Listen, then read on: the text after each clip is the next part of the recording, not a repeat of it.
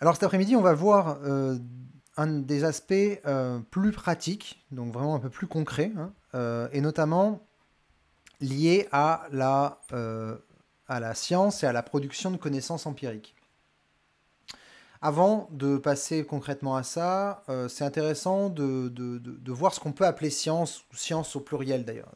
Parce que quand on parle de la science, alors ici, bien sûr, dans cette formation, mais dans les médias aussi, ou même dans nos discussions quotidiennes, parfois on peut arriver à ne pas être d'accord avec certaines personnes, tout simplement parce que on n'a pas la même définition.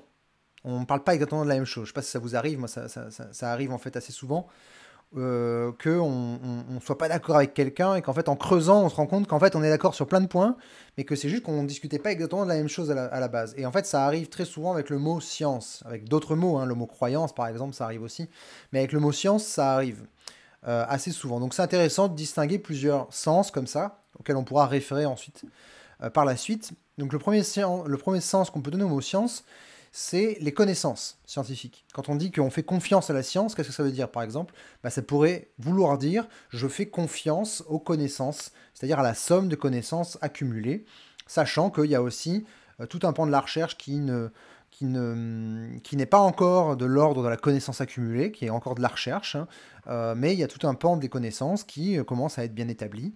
Et donc quand on dit je fais confiance à la science, ça peut vouloir dire ça. Ça peut vouloir dire, indépendamment des gens, des scientifiques, etc., bon, je fais quand même confiance à la science en tant que somme des connaissances. Après, on peut aussi, ou alors je me méfie, ou alors à l'inverse, hein, si on se dit je suis méfiant des sciences, ça peut potentiellement vouloir dire ça aussi. Après, on peut aussi parler des scientifiques. Quand on dit je fais confiance à la science, ça peut vouloir dire bon bah là, dans ce cas-là, pour cette question-là, je fais confiance aux scientifiques. Ou alors au contraire, non, je leur fais pas confiance. Euh, alors là, évidemment, on parle plus exactement du même objet. Quand on parle de la somme des connaissances, c'est un objet un peu abstrait. Quand on parle des scientifiques, ça n'a rien à voir. C'est un groupe social. Donc, comme tout groupe social, il est traversé par des rapports de force, par des rapports de force, par des rapports de domination, par des traditions, par de l'inertie, etc., par des aspects culturels en fait, hein. C'est un groupe social qui possède une certaine culture. Et donc du coup, quand on dit je fais confiance aux scientifiques en général, bon, ou alors je me méfie des scientifiques en général, il faut préciser de quoi on parle, parce qu'au sein même d'un laboratoire, rien qu'avec un petit nombre de personnes, on a déjà des statuts sociaux qui sont complètement différents. Parler par exemple des thésards ou des thésardes qui font quelques années de thèse, ensuite ils savent pas ce qu'ils vont faire. Vous pouvez regarder des postdocs qui gagnent un peu mieux leur vie, mais qui savent pas non plus trop ce qu'ils veulent faire, ce qu'ils vont pouvoir faire à long terme. Et vous comparez ça avec des permanents, donc des gens qui ont des places permanentes, certains qui sont enseignants aussi, d'autres qui sont que chercheurs. D'autres qui sont chefs de groupe, chefs de projet, chefs de laboratoire. Vous voyez qu'au sein de ce qu'on appelle les scientifiques, rien qu'au sein juste d'un seul labo ou centre de recherche, il y a déjà des statuts complètement différents où les individus ont des intérêts complètement différents. Peut-être que si on a une place permanente, eh ben on va pas faire de la recherche de la même façon, tout simplement parce que on est peut-être moins pressé de publier un article. On se dit, bon, bah, si cet article-là, je le publie dans un an, quand j'aurai plus de données ou quand j'aurai plus fait de recherche, bon, bah, ce sera mieux. Un thésard, si c'est sa dernière année de recherche, bah, il va peut-être pas raisonner de la même façon. Et on va peut-être pas le faire raisonner de la même façon, parce que les pressions ne sont pas les mêmes. On va lui dire, non, non, mais là, en fait, on s'en fout, tu vas pas refaire l'expérience, tu publies, parce qu'il faut que tu publies pour soutenir ta thèse. Donc on comprend bien que donc c'est des exemples, hein, bien sûr, mais vous voyez bien qu'au sein même d'un laboratoire, au sein même d'un centre de recherche, on a déjà une hétérogénéité des statuts qui font qu'on ne peut pas vraiment parler des scientifiques comme un groupe social homogène. Clairement pas. Alors au niveau de la société en général, encore moins. Il y a des scientifiques qui sont payés par le privé, d'autres qui sont payés par le public. Ça n'a pas du tout le même impact sur leurs recherches. Voilà. Donc quand on dit qu'on fait confiance aux scientifiques, il faut un peu préciser ce qu'on entend par là. Il y a un article que j'aime bien de Raoul Maniberton sur ça qui a été paru pendant le Covid justement pour un peu outiller les gens à y voir un peu plus clair et qui s'appelle faites confiance à la science et méfiez-vous des scientifiques. Et je trouve ça assez intéressant de dire en fait la science, c'est pas quelque chose qui est porté par une personne, c'est pas une personne qui arrive et qui dit j'ai raison. C'est un processus collectif et à la fin la somme des connaissances elle émerge de ce processus collectif, mais c'est pas juste une personne comme ça, même si bien sûr parfois il y a des gens qui comme ça tout à coup ont une bonne idée, ils ne feraient rien tout seuls, c'est un processus collectif. Donc quand on dit je fais confiance ou je me méfie des scientifiques, il faut un petit peu regarder ce dont on parle. Alors quand on dit je fais confiance à la science, on peut aussi parler de la technologie. On peut aussi dire je fais confiance à la technologie, par exemple, pour résoudre nos problèmes, pour résoudre le réchauffement climatique, pour résoudre la pauvreté ou la faim dans le monde, ou les problèmes de l'agriculture. Donc ça, on peut faire confiance à la science ou au contraire avoir un regard critique envers la science via la technologie. Mais vous voyez que c'est pas du tout le même genre de questions, même si ces questions sont forcément reliées entre elles. C'est pas du tout le même genre de questions. Quand on dit qu'on fait confiance, quand on parle de technologie, on parle ou de technique, on parle de l'application concrète des connaissances scientifiques dans un but précis. Et donc on peut très bien remettre en question l'application d'une technologie sans forcément remettre en question la validité, c'est-à-dire l'aspect épistémologique des connaissances sous-jacentes. On peut remettre en question l'idée d'utiliser du nucléaire ou des bombes nucléaires ou même du nucléaire civil sans que cela remette en question la validité scientifique de la théorie physique sous-jacente. Donc voilà, ces différentes distinctions, je trouve qu'elles sont intéressantes à faire, notamment parce que ben, c'est pas exactement le même genre de questions qu'on va poser. Et pourtant, à chaque fois, on va pouvoir entendre des phrases du genre je fais confiance à la science ou alors je me méfie de la science. Et vous voyez que selon ce qu'on appelle science, bah, c'est pas exactement la même chose. Et une dernière approche, un dernier sens qu'on peut donner aux mots science et qu'on va beaucoup utiliser en fait, enfin que moi en tout cas j'utilise beaucoup ici dans cette formation, en fait c'est plutôt les aspects théoriques et épistémologiques, c'est-à-dire les démarches empiriques, le fait de se dire je veux tester ce que je raconte. Comment le tester? Comment tester ce que je raconte face à l'expérience? L'ensemble des raisonnements de type scientifique, les structures théoriques et ses modes de justification. Et quand on dit qu'on fait confiance à la démarche scientifique, évidemment, il n'y a pas la démarche scientifique, c'est une sorte de façon de parler. Mais quand on dit qu'on fait confiance à la science, on peut aussi entendre ça dans ce sens-là. Dans le sens de, si je veux savoir si quelque chose est valide, est vrai et fiable, eh ben, il y a un ensemble de démarches, un ensemble de raisonnements qui sont meilleurs que d'autres. Il faut préciser tout un ensemble de conditions, bien sûr, pour que ces démarches nous mènent effectivement à de meilleurs résultats. Mais il y a quand même l'hypothèse, le postulat, qu'il y a certaines démarches, qu'il y a certains raisonnements, qu'il y a certains modes de justification qui sont meilleurs que d'autres. Et donc on peut dire qu'on fait confiance à la science dans ce sens-là.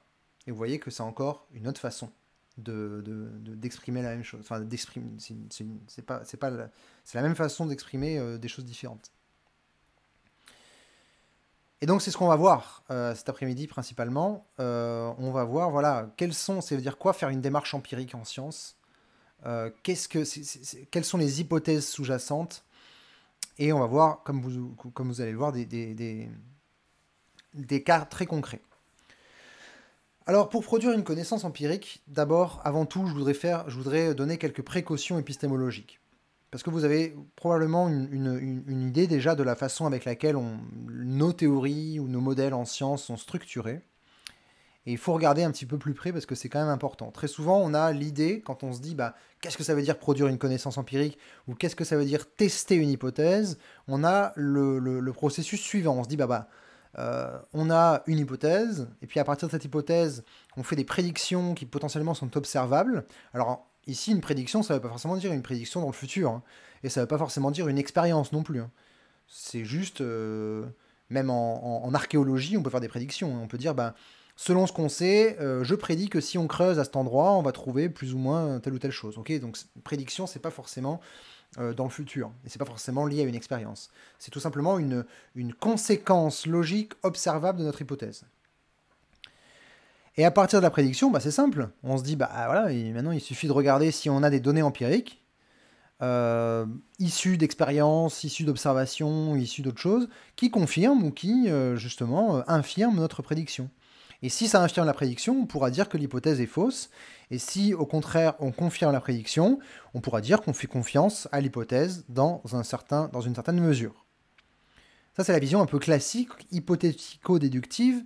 On peut aussi partir de l'inverse, de dire, il y a des fois où, à partir de certaines données empiriques, on détecte certaines régularités, et ces régularités-là, on essaye de les expliquer à l'aide d'une hypothèse sous-jacente. Donc on a cette structure-là, un peu linéaire, en quelque sorte.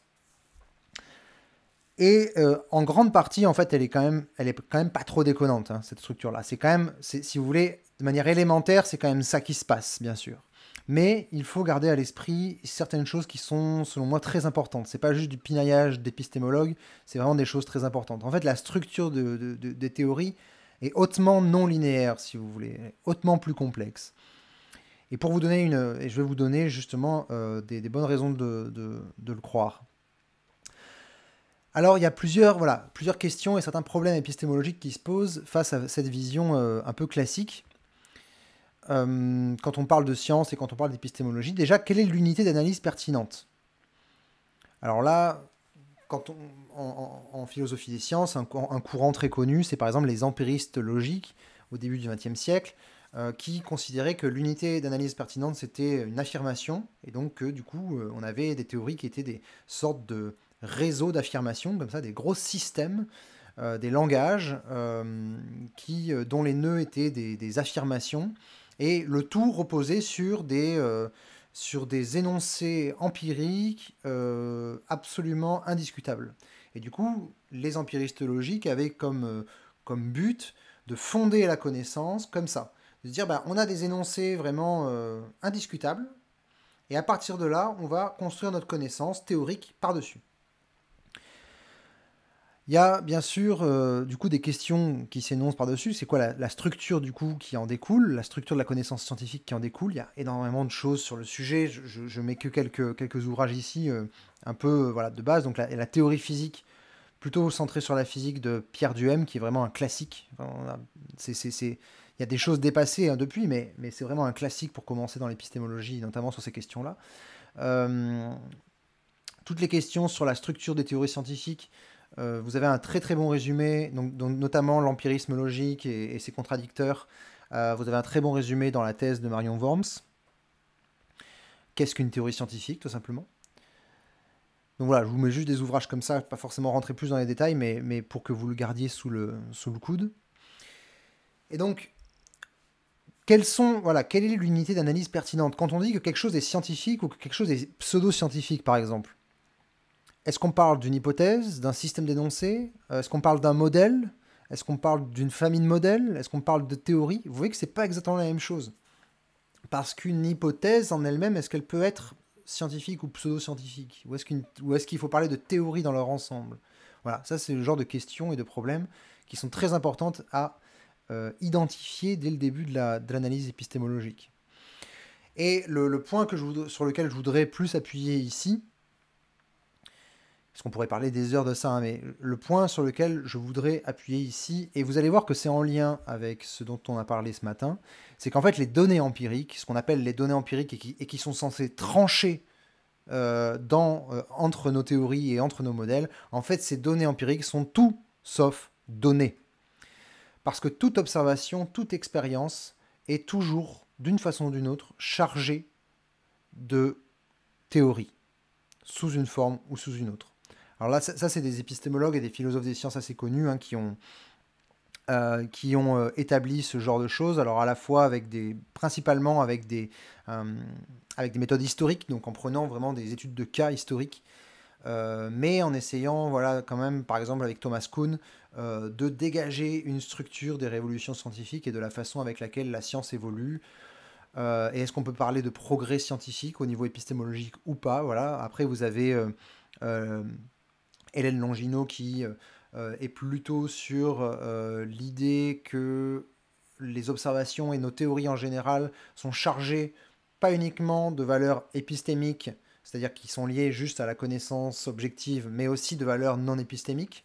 Donc vous avez l'aspect des épistémologies féministes, etc., qui s'inspire beaucoup de ces questions-là, de à quel point ce qu'on produit non seulement n'est pas objectif, mais est chargé, si vous voulez, de certaines valeurs culturelles. Donc c'est très discuté, hein, ça ne veut pas dire que c'est quelque chose à, à accepter comme ça. Et du coup, sachant qu'il y a ces valeurs qui percolent, ces valeurs non épistémiques qui percolent dans nos théories, comment faire en sorte que malgré tout on puisse dire quelque chose d'objectif et qu'on puisse justement atteindre ou en tout cas rechercher le plus possible l'objectivité.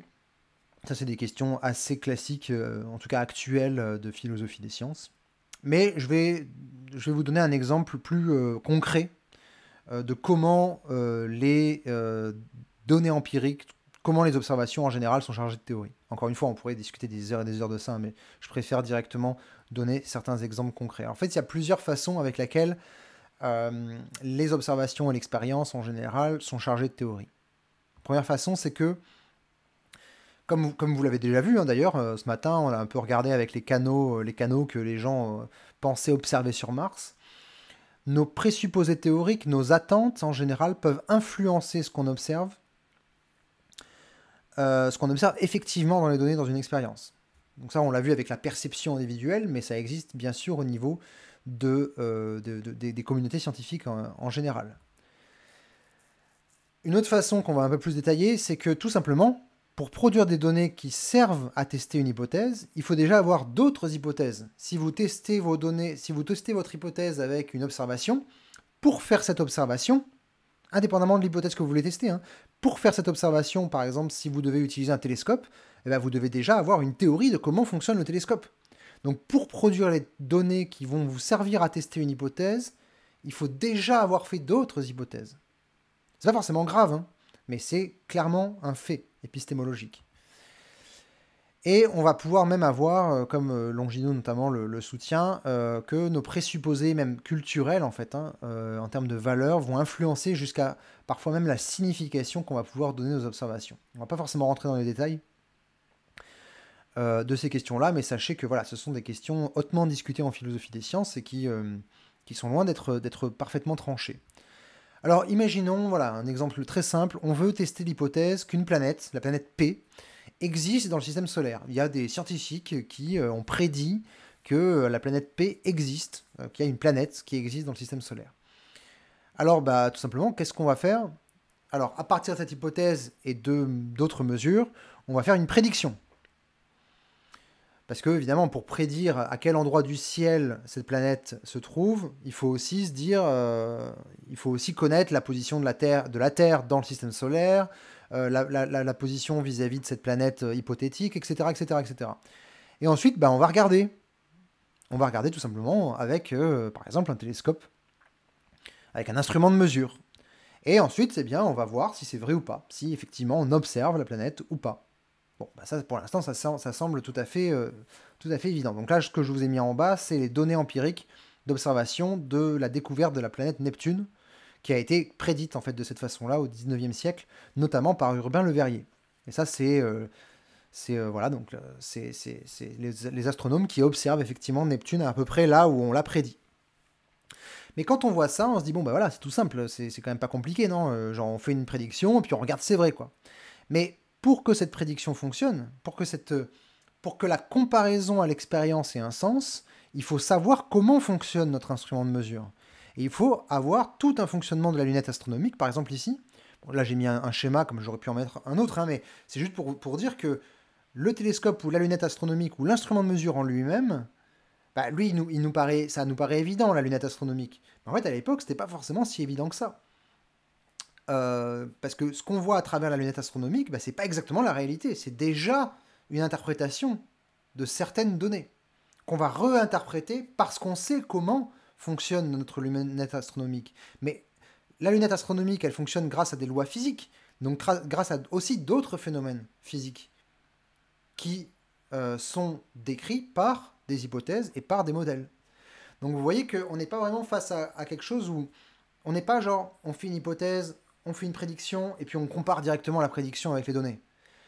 On compare la prédiction avec les données, mais tout en sachant que ces données elles-mêmes dépendent d'autres hypothèses. Et encore une fois, c'est pas forcément grave, parce qu'on peut se dire, oui, d'accord, mais dans ce cas-là, la connaissance sous-jacente au fonctionnement de la lunette astronomique est tellement bien établie qu'on peut considérer que ce qu'on observe, c'est vraiment la réalité, ou en tout cas qu'on n'a pas forcément besoin de remettre en question le fonctionnement de la lunette astronomique. Et c'est vrai, effectivement, il y a quand même une cumulativité, une accumulation de connaissances qui fait que il y a quand même certains instruments de mesure, on sait comment ils fonctionnent, et si on a un problème dans notre théorie, on va probablement remettre en question la théorie et pas le fonctionnement de l'instrument de mesure. Mais c'est une possibilité. Et parfois, c'est ça qu'il faut faire. Un autre exemple, plutôt en sciences, on va dire, en sciences sociales, imaginez qu'on veuille tester l'hypothèse que les peines de prison permettent effectivement de réduire la récidive. Alors ça, c'est une hypothèse un peu générale. Qu'est-ce qu'on va faire à partir de cette hypothèse-là? C'est pareil, on va faire une sorte de prédiction. Alors encore une fois, c'est pas une prédiction dans le futur forcément, hein, mais c'est une prédiction de... C'est une déduction logique de ce qu'on s'attend à observer si cette hypothèse est vraie. Ça, cette structure-là, elle est commune à toutes les sciences. Donc à partir de cette hypothèse et à partir d'autres mesures auxiliaires, on prédit que, toutes choses étant égales par ailleurs, on va potentiellement observer une corrélation négative entre la sévérité des peines de prison et la récidive, ou une corrélation positive, voilà, à l'inverse. Et on veut tester cette hypothèse-là. Donc qu'est-ce qu'on fait? On mesure, entre guillemets, c'est-à-dire qu'on regarde des données, évidemment pas avec un télescope, hein, c'est un schéma d'illustration, et on regarde par exemple des données. Donc il y a énormément évidemment de publications sur ces questions-là, et les résultats qu'on a tendent à plutôt réfuter cette hypothèse. C'est-à-dire que les peines de prison ne sont pas forcément associées, des peines plus graves ne sont pas forcément associées à une récidive plus faible. Donc là, on voit, là, j'ai pris un papier pas très assez récent, relativement récent, hein. Bon, voilà, il y en a plein d'autres, hein, c'était vraiment pour illustrer. Et en fait, ce qu'on observe la plupart du temps, c'est que non, en fait, quand on regarde des personnes qui ont reçu une peine alternative à l'emprisonnement, on a plutôt l'impression que la récidive est plus faible. Ce qui peut paraître un peu contradictoire. Mais les questions sous-jacentes, bien sûr, c'est oui, mais est-ce qu'on a comparé est-ce qu'on a comparé les mêmes populations? Parce que peut-être que le juge va condamner va condamner moins sévèrement des gens pour qui il a de bonnes raisons de penser qu'ils vont pas récidiver ou qui ont moins de chances de récidiver. Donc à la fin, si on observe, si vous voulez, que les gens qui ont des peines de prison plus faibles n'ont pas récidivé, bah c'est juste peut-être parce qu'il y a eu un biais de sélection. Donc ça, c'est évidemment des questions que les scientifiques dans ces champs-là se posent. C'est les premières questions à se poser, hein. Des facteurs de confusion dans nos observations. Ça, on en parlera plus le deuxième jour. Mais c'est tout simplement pour vous dire que quand on a ces données-là, eh ben en fait, c'est pas fini l'histoire. C'est pas juste on fait une prédiction et on compare aux données et terminé. En fait, il y a tout un ensemble d'hypothèses, notamment, eh bien, est-ce qu'on est vraiment, toutes choses étant égales par ailleurs? Comment est-ce qu'on définit la récidive? Ça aussi, ça peut paraître évident, mais comment est-ce qu'on la définit? Bah, ça dépend à combien d'années on définit la récidive. Est-ce qu'on définit la récidive dans les 6 mois, dans l'année, dans les 2 ans? Bah, en fait, selon comment on va définir ce qu'on observe, on va pas observer la même chose. Comment est-ce qu'on définit la sévérité de la peine? Est-ce que c'est juste comparaison enfermement, prison ferme et bracelet électronique, par exemple? Ou est-ce qu'il y a une graduation? Comment est-ce qu'on définit cette graduation? Ou cette gradation, plutôt. Comment est-ce qu'on a fait la mesure? Quel est l'échantillon? Comment est-ce qu'ils ont été, comment est-ce que cet échantillon a été produit? Et donc c'est ça en fait qui va être l'équivalent, si vous voulez, du modèle de fonctionnement du télescope. Évidemment, là, on n'a pas de télescope, mais c'est pareil. Euh, Quand on a des observations, eh bien, on se restreint à certaines définitions, à certaines variables qu'on va pouvoir mesurer, à certains aspects qu'on va pouvoir prendre en compte, mais bah, ça n'épuise pas l'entièreté du réel, et c'est de toute façon dépendant de certaines hypothèses sous-jacentes. Évidemment, les scientifiques, quand ils font un bon travail derrière, ils se posent ce genre de questions, évidemment. Questions qu'on se pose beaucoup moins dans les médias d'ailleurs, hein, quand ça devient très rapidement des slogans politiques, notamment en ce qui concerne les sciences humaines et sociales, sont très souvent dévoyées dans le champ politique ou politicien pour asseoir tel ou tel argument. Évidemment, on se pose beaucoup moins ce genre de questions qui sont en fait fondamentales, hein. Donc la vision un peu plus complexe qu'on peut avoir, ça c'était la vision simpliste, on va dire. En fait, effectivement, on va tester notre hypothèse à travers des prédictions qu'on va comparer à des données, mais ces données elles-mêmes dépendent d'autres hypothèses. Et il y a même parfois où le fait de produire des données dépend aussi en partie de l'hypothèse qu'on veut tester.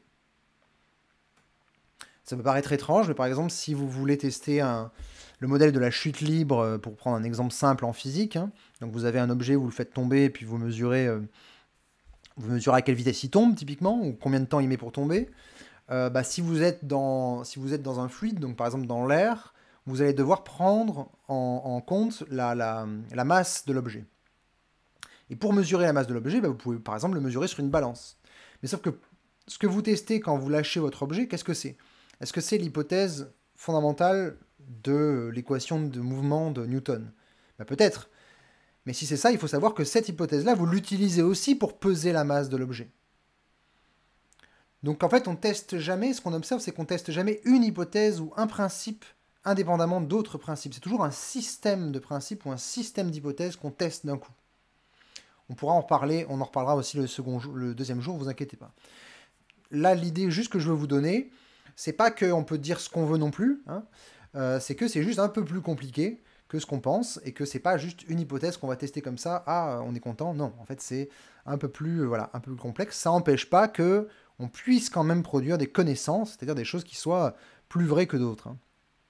Et la vision qu'on a, on va dire, actuellement, c'est plus la vision d'un radeau plutôt que la vision d'une pyramide. Ça, c'est un peu des métaphores qu'on utilise. Avant, on pensait qu'on pouvait fonder notre connaissance vraiment sur des bases hyper stables, hyper robustes, et qu'on allait fonder comme ça, comme une pyramide.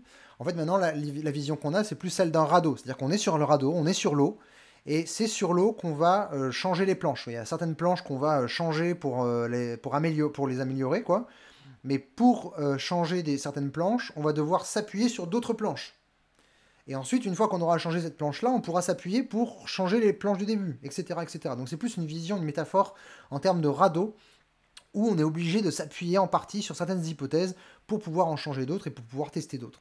Encore une fois, quand on regarde localement et quand on regarde des modèles ou des hypothèses ou des disciplines qui reposent sur des appareils de mesure qui sont éprouvés depuis des siècles, a priori, le modèle pyramidal, il tient la route. Le modèle linéaire, j'ai envie de dire, on fait une hypothèse, on la teste, il tient la route, quoi. Vous n'allez pas remettre en question l'utilisation d'un thermomètre ou d'un télescope parce que votre théorie, elle a fait une prédiction qui a été réfutée. Vous allez plutôt remettre en question votre théorie. Donc, il y a effectivement des endroits où, en fait, la vision linéaire, elle n'est pas si déconnante que ça. C'est juste que, en général, c'est pas le cas. Et que si on l'a abandonné, c'est pour des bonnes raisons. C'est parce que, justement, on s'est rendu compte que, d'un point de vue logique, parce qu'en fait, ce que les empiristes logiques, à la base, voulaient faire, c'était ça, c'était fonder notre connaissance sur, d'une part, des énoncés observationnels indiscutables, indiscutablement vrais, et une structure théorique qui ne serait déduite que des lois de la logique. Et en fait, ce qu'on s'est rendu compte, c'est que, justement, en prenant que les lois de la logique, rien n'empêche de remettre en question le fonctionnement de mon télescope plutôt que ma théorie de l'existence d'une planète ou ma théorie cosmologique. Donc en fait, on s'est rendu compte qu'il y avait de très bonnes raisons d'abandonner ce modèle-là. Quand bien même, si vous voulez, c'est comme la Terre plate, quoi. C'est-à-dire que la Terre plate, le modèle de la Terre plate, il est pertinent dans certains cas. Si vous étudiez des phénomènes très très proches de la surface de la Terre, vous n'avez pas besoin de considérer que la Terre est ronde, hein. Un modèle de Terre plate, ça fait parfaitement l'affaire. Il serait même absurde pour certains. Il y a tout un ensemble de phénomènes pour lesquels il serait absurde de modéliser la Terre comme une sphère. Ce serait trop compliqué en fait. Donc vous modélisez la Terre comme un truc plat, ça marche très bien. Et pourtant, on sait que la Terre n'est pas plate. Donc c'est un peu le même débat, si vous voulez. On sait que globalement, la structure de nos connaissances n'est pas linéaire et que la structure de sa justification n'est pas pyramidale. Pour autant, à des moments, ça marche quand même de penser les choses comme ça. Mais il faut juste retenir que c'est pas forcément le cas. Et en même temps, ça n'implique aucun relativisme, parce que notre radeau, il flotte sur l'eau. Donc globalement, on sait dire quand même quand notre radeau, il flotte ou quand notre radeau, il coule.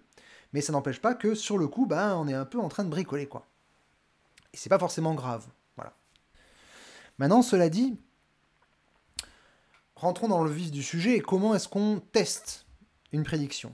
Maintenant qu'on a ça en tête, que, encore une fois, voilà, il y a toutes ces hypothèses sous-jacentes au fait de produire des données qui existent, on va quand même voilà, s'appliquer à regarder un petit peu comment est-ce qu'on fait pour rentrer en contact avec le réel.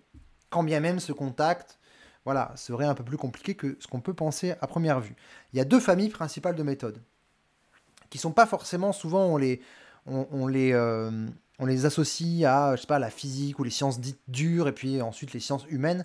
Moi, c'est une distinction que j'ai abolie.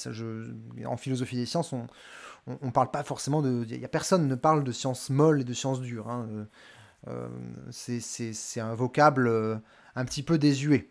On va plutôt parler de certaines méthodes adaptées à certains phénomènes, plutôt que voilà, de sciences dures et de sciences molles. Ça veut plus dire grand-chose en tout cas. Les deux familles de méthodes principales, bah, ça va être des méthodes expérimentales et des méthodes observationnelles. Alors vous comprenez bien que la méthode expérimentale, c'est quand on peut agir directement sur le système qu'on veut étudier, que ce soit un système physique ou un système social ou ce que vous voulez. Dès l'instant où vous agissez sur un système et que vous regardez l'effet que ça fait, bah, vous êtes en train de faire une expérience. Et l'approche observationnelle, ça va plus être, bah, on ne peut pas agir directement sur le système, mais on peut l'observer. Et du coup, bah, on va se démerder pour quand même dire des choses dessus. Donc, ces deux familles ont leur spécificité. Par exemple, on va plus retrouver effectivement dans la famille expérimentale, en tout cas instinctivement, hein. Je ne dis pas que c'est la vérité, mais en tout cas instinctivement, on va plus penser par exemple à la physique ou à la biologie en laboratoire, en train de faire des expériences, ou à la médecine clinique, par exemple, en train de faire des essais cliniques, euh, ou même à la psychologie cognitive, la psychologie sociale, qui est fondée hein, sur des expériences comme par exemple la fameuse expérience de Milgram, de soumission à l'autorité, des choses comme ça, ou à l'économie comportementale.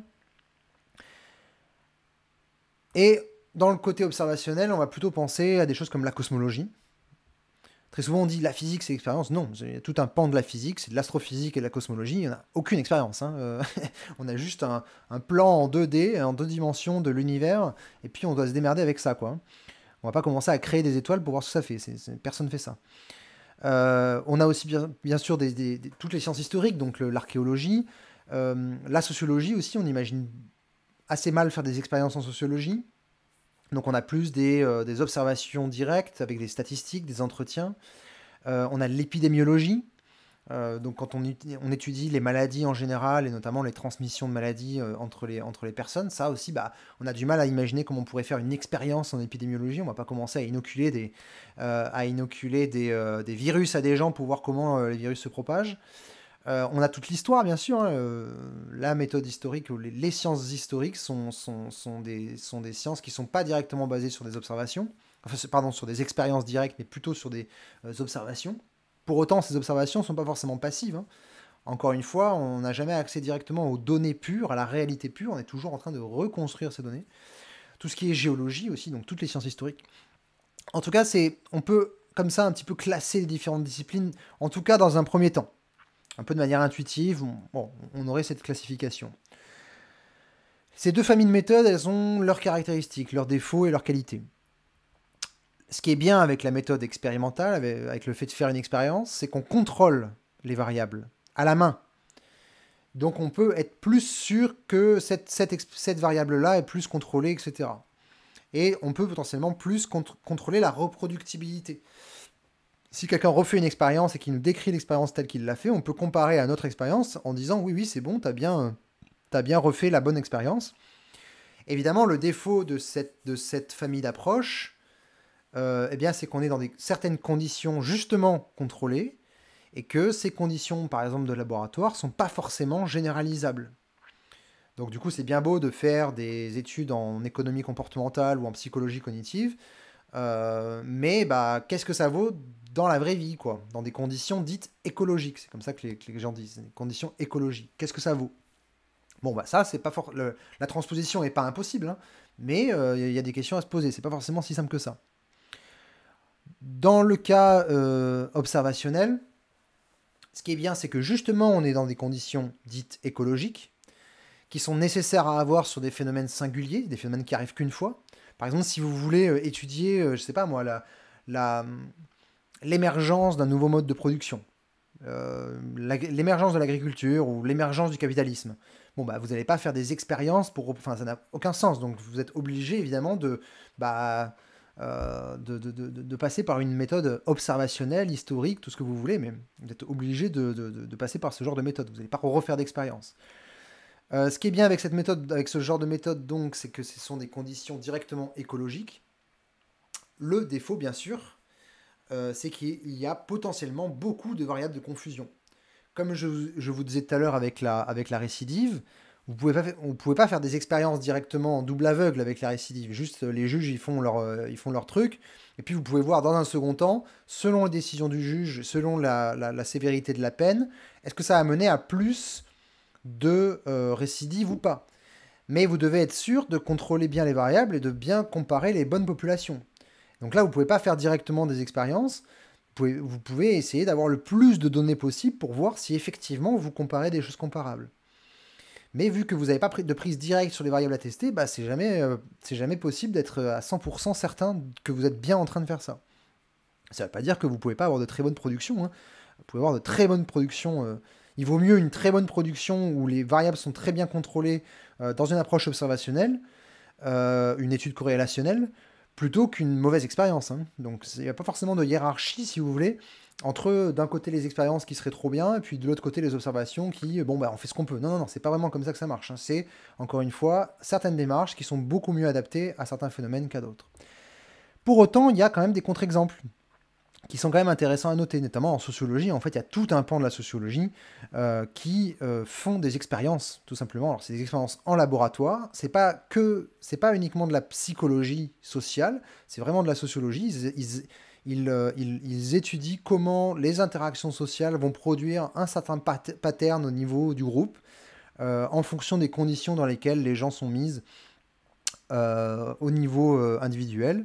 Et bah, la question, c'est à quel point ça nous apprend quelque chose sur notre monde. Ça, c'est une autre question. Mais en tout cas, il y a des gens qui font de la sociologie, qui font des expériences en sociologie. Ça existe. Il y a toute une littérature, en fait, hein. Il y a même des bouquins entiers qui expliquent comment faire. Il y a toute une littérature sur voilà, l'expérimentation sociale. Après, il y a l'archéologie. En archéologie, il y a des gens qui font des expériences. Alors, qu'est-ce que ça veut dire faire une expérience en archéologie? Bah, c'est par exemple se mettre dans les conditions d'une époque donnée pour voir si telle ou telle construction était possible à faire avec les moyens de l'époque.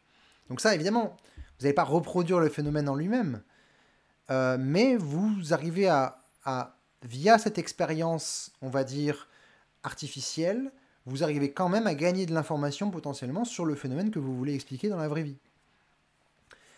En partie, évidemment, toujours pareil, hein, les meilleures productions scientifiques, c'est celles qui vont tirer le meilleur parti de chacune de ces approches-là. En histoire aussi, vous pouvez avoir ce qu'on appelle des expériences naturelles. J'en parlerai peut-être un peu plus tard en détail. Mais en gros, c'est l'idée d'avoir par hasard une assignation de plein de groupes sociaux à plein de conditions, par exemple géographiques différentes, groupe social qui à la base était le même, et qui sait, pour des raisons qu'on n'a pas contrôlées, parce que c'était dans le passé et de manière complètement inconsciente, mais on sait que ce groupe social s'est dispatché sur un archipel avec localement des conditions géographiques complètement différentes, et on a vu émerger des formes sociales, des formes d'organisation sociale différentes, qu'on arrive à corréler avec les géographies par exemple. Et donc là, vous avez une sorte d'expérience naturelle où en gros l'assignation à différents groupes qu'on va pouvoir comparer, c'est fait de manière naturelle. C'est pas vous qui avez dit aux gens vous allez dans ce groupe-là et vous allez dans ce groupe-là. Ça s'est fait de manière naturelle. Et en fait, en sociologie en particulier, en histoire, etc., dans les sciences humaines et sociales, il y a tout un pan aussi de la recherche qui se base sur ce genre, qui essaie de chercher justement les expériences naturelles. Donc c'est juste pour casser un petit peu la première intuition qu'on pourrait avoir, qu'il est impossible d'expérimenter en sciences humaines et sociales. Après, de là à savoir à quel point c'est pertinent, ça c'est d'autres questions, hein. Il faut évidemment pas forcément prendre ça pour argent comptant, et il faut toujours rester critique, hein, on est bien d'accord.